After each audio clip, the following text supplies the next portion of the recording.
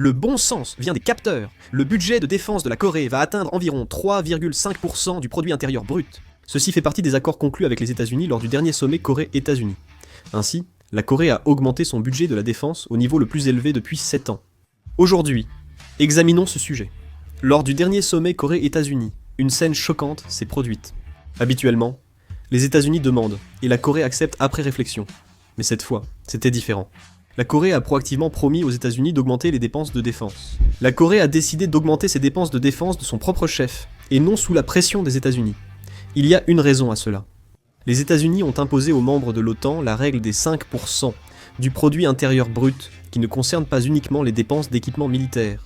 Cela comprend 3,5% de dépenses pour la défense, et 1,5% de coûts indirects comme la construction de bases et le soutien logistique. Il s'agit non seulement du financement des chars et avions de combat, mais aussi de leur maintien et déploiement, terrain, installation, représentant 5% du budget de la défense. Ils appliquent aussi cela à la Corée. Selon un responsable du gouvernement américain, il est rapporté que la Corée et les États-Unis ont convenu, lors des discussions de travail, d'augmenter le budget de la défense de la Corée à un niveau de 3 à 5% du produit intérieur brut, et ce, dès que possible. L'expression « dès que possible » a même été mentionnée dans les reportages des médias, et cette formulation « dès que possible » est assez significative.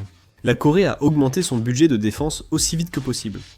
La Corée et les États-Unis auraient étudié différentes méthodes pour aligner les dépenses de défense, y compris les coûts indirects comme la R&D, sur 5% du produit intérieur brut. Comme l'OTAN, la Corée devait augmenter son budget défense, car une nouvelle guerre froide a débuté. Les sociétés autoritaires se regroupent autour de la Chine, qui étend son influence sur la mer Jaune. Avec la puissance militaire de la Chine qui ne cesse de croître, la Corée se trouve elle aussi dans une situation menaçante. En plus de cela, alors que des voix s'élèvent un peu partout pour améliorer les conditions des soldats, des demandes d'augmentation du budget de la défense ont commencé à apparaître. Le manque de personnel dans l'armée oblige une personne à faire le travail de 5. Il faut augmenter progressivement le nombre de soldats. Regardons d'abord quelle est la situation actuelle de l'armée. En 2019, nos forces armées avaient 560 000 soldats. En juillet 2025 seulement, 450 000.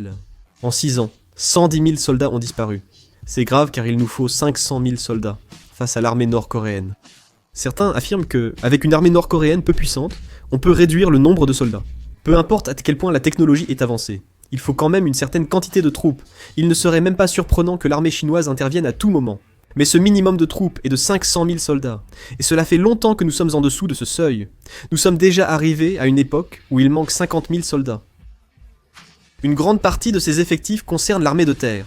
Jusqu'en 2019, l'armée de terre comptait 300 000 soldats, mais aujourd'hui, on parle de 200 000 soldats. Cela signifie qu'il y a eu une diminution de près de 100 000 hommes. En conséquence, la diminution des effectifs a entraîné une forte réduction du nombre d'unités de niveau, régiment ou supérieur. En 2006, il y avait 59 unités de ce niveau, mais ce nombre est tombé à 42. 17 unités ont été dissoutes ou fusionnées. En novembre 2025, la 28e division d'infanterie, division Taepung, sera dissoute. Le problème des sous-officiers débutants est particulièrement grave. Comme vous le savez si vous avez fait votre service militaire, ces sous-officiers sont véritablement la colonne vertébrale de l'armée. Mais aujourd'hui, cette colonne vertébrale est sur le point de se briser complètement. Le nombre de cadres demandant une libération anticipée augmente chaque année. 1351 en 2021, 1694 en 2022, 2212 en 2023, 2723 en 2024. 2025 n'est pas encore fini et on compte déjà 2869 personnes. Parmi les 2869 demandes de libération anticipées en 2025 environ, 2460, 86%, concernaient des sous-officiers et officiers subalternes. Le départ de l'armée s'accroît chez les cadres subalternes et intermédiaires, responsables des forces clés et du fonctionnement des unités. Le nombre de cadres militaires en congé augmente sans cesse. Entre le premier semestre 2021 et 2025, le nombre de cadres en congé est passé de 1846 à 3884. C'est un cercle vicieux, car plus il y a de cadres en congé, plus la charge de travail des autres cadres augmente.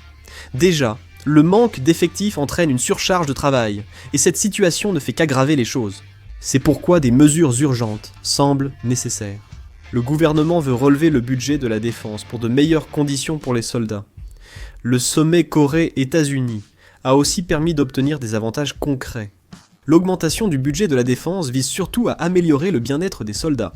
Le gouvernement va augmenter immédiatement la rémunération des cadres subalternes jusqu'à 6%, Ils ont également décidé d'élargir le programme d'épargne, Préparation pour demain, qui offre une aide de 1 080 000 wons sur 3 ans, soit 300 000 wons par an aux militaires de carrière. En plus, ils vont étendre les primes et les allocations d'encouragement aux membres du Reserve Officers Training Corps et aux sous-officiers recrutés dans le secteur civil. L'indemnité de garde en semaine passe de 20 000 à 30 000 wons, et celle des jours fériés de 40 000 à 60 000 wons. Le prix unitaire des repas sera augmenté de 1000 wons, et le programme d'autonomie et de coopération sera doublé. En outre, il semble que l'achat d'armes se poursuivra également. Le budget de soutien pour le développement initial et la production en série du chasseur KF-21 Boramae sera augmenté de 1,3 trillion à 2,4 trillions de wons. De plus, 63,6 milliards de wons seront investis dans la recherche sur les chasseurs furtifs de nouvelle génération, et 41,8 milliards de wons seront consacrés aux armes de pointe, axées sur la recherche et le développement de drones et de robots. Le gouvernement a aussi indiqué qu'un budget de la défense autour de 3,5% du produit intérieur brut restait possible. Le gouvernement a fixé le budget de la défense 2026 à 66 294,7 milliards de wons le 29 août. Cela représente une augmentation d'environ 8,2% par rapport au budget de la défense de 2025, qui s'élève à 61 246,9 milliards de wons. C'est élevé. En 2008, la hausse du budget de la défense était de 8,7%. Cette fois-ci, c'est la deuxième plus importante. Si adopté, le budget de la défense atteindrait 2,42% du produit intérieur brut, soit plus 0,1 point par rapport à 2025. Le gouvernement a prévu d'augmenter le budget de la défense à 84 707,3 milliards de wons, soit jusqu'à 3 milliards d'ici 2029. Ce chiffre équivaut à environ 3% du produit intérieur brut, soit le bas ou le milieu de la tranche des 3%. Fait intéressant, le budget de la défense de la Corée n'a jamais dépassé 3% du produit intérieur brut depuis 1980 lakra.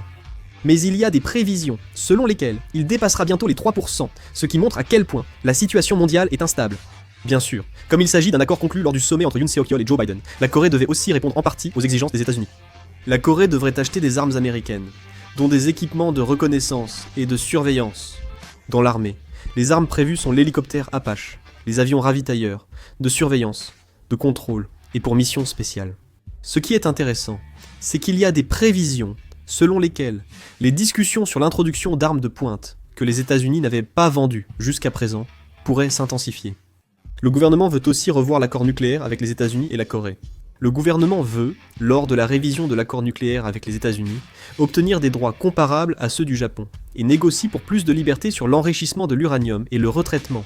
Selon l'accord actuel, jusqu'en 2035, la Corée ne peut enrichir de l'uranium sous 20% qu'avec l'accord des États-Unis.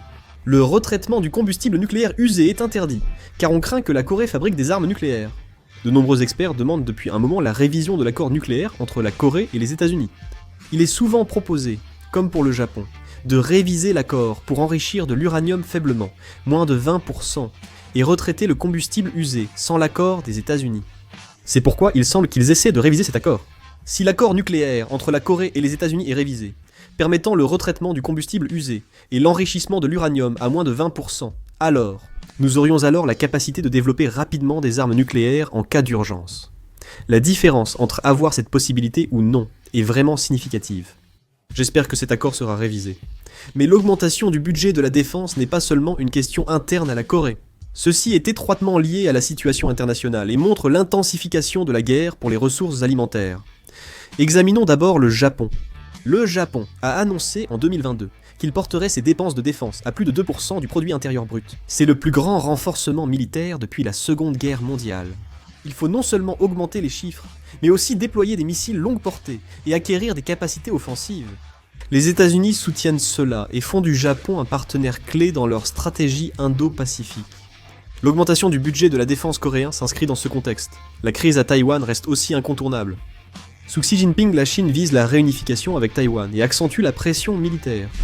L'armée américaine a déjà fait plusieurs exercices stratégiques en envisageant l'engagement de ses forces au Japon et en Corée lors d'une crise à Taïwan.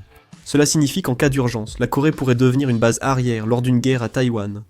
Les moyens de reconnaissance et les équipements comme les avions ravitailleurs et de détection avancée que la Corée devra acheter seront essentiels dans ce scénario.